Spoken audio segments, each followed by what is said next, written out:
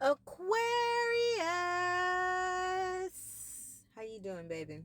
So this is for the Aquarius sun and risings in accordance with this lunar eclipse full moon that we are in the tail end of. It's happening in Libra. And so, as we know, with full moons, it's all about completions, moving forward, letting things go, releasing certain things, and celebrating your achievements thus far and where you're headed. With the lunar eclipse, it just magnifies that energy times 10, and it brings even greater light to certain aspects within our lives, as well as reasons to celebrate.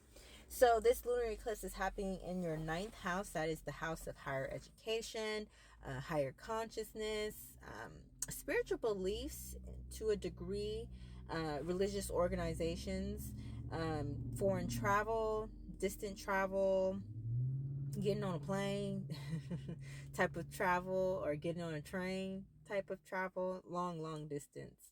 Um, Energy with that ninth house. And so with that ninth house full moon happening for you, Aquarius, is saying that you have a lot of options. You have a lot of options. You're possibly making plans for long distance travel, or for some type of trip that will be um very beneficial to you. It will open up a lot of doors for you. But most importantly, just know that you have a lot of options available to you. But there's one particular option you don't see yet. It's still germinating. It's still in the background. It's been planted and it's coming to rise. But when it's fully ready for you to, take part in it and to take that opportunity, trust me, it will be the best option available, and you will recognize it very quickly once it is presented to you. So be prepared for that. It also is saying, with this energy in your ninth house, is saying that you will be working with people who have the same mind as you, who possibly been through the same things you have been through or something similar. So they have empathy for your position, because you guys are seeing the same thing, you're feeling the same thing, you're on the same plane.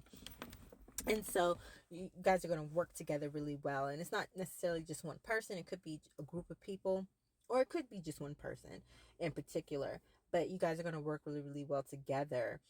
Possibly even planning a trip with one person. It doesn't have to be a romantic partner, it could be a friend, it could be a business partner, whatever. So planning a trip with a particular person, and putting your ducats in a row, right? Like creating your budget and planning on how you're going to make that money to be able to make this project go full forward. So it's putting an end to certain things that have blocked you, or have distracted you, or stopped you from obtaining, you know, uh, this goal that you have set. And but you're moving forward. You're putting people to the side who are, it's almost like sometimes you have to walk away in order for there to be peace. You can't continue to fight back and forth, because it's not going anywhere. Y'all just going to continue fighting, continue arguing, continue all this other crap, continue doing malicious stuff to each other, whatever. And it's finally saying, you know what? I don't care. I just don't care anymore. I'm walking away. And I'm walking away not because I'm weak, not because I don't have any more fight left in me, not because of anything like that. It's only because I just want peace. And this is not going to get resolved. So therefore, the only solution is to walk away. But make sure that before you walk away, you know for sure that that is the only option in the case. Because sometimes, Aquarians can walk away too fast, can detach really quickly, really easily. And sometimes it makes things a little worse, because there could have been a peaceful resolution. It could have been, but you walked away too soon. So use your discernment to know when when to walk away, or when to, hold on for a little bit longer, because there is a resolution right there, behind that corner for that energy in your ninth house. So for your third house because opposition, right? The sun is in opposition to the moon, and the sun being in Aries, that is your third house. So that is the house of neighborhoods, that's the house of neighbors, the house of siblings, immediate family members like aunts, uncles, first cousins, that type of energy. Not grandparents, because that's ninth house energy. That's my mind. Sometimes I'd be like, oh shoot, okay.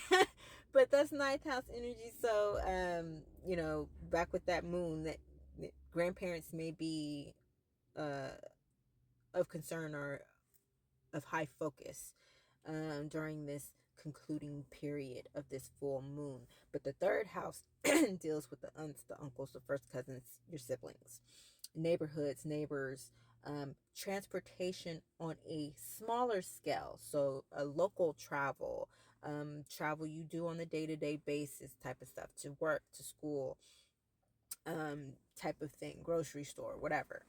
Um, so local travel, transportation for that local travel, as well as just transportation across the board.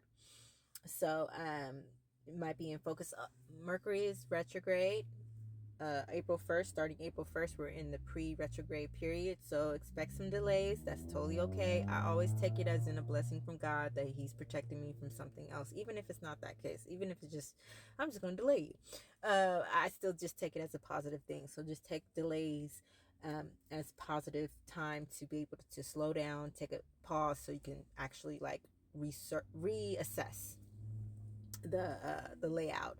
But in with that, there is this feeling that you're going back to yourself, in a sense where you're starting to take better care of yourself. You're starting to focus more so in on yourself, giving yourself love and healing, and letting go of certain aspects as far as like self-doubt, um posture, what is it called, imposter syndrome, where you don't think that you're deserving or capable of a particular position in life for whatever reason. So letting that go so that you can move forward and move to higher lengths in your life.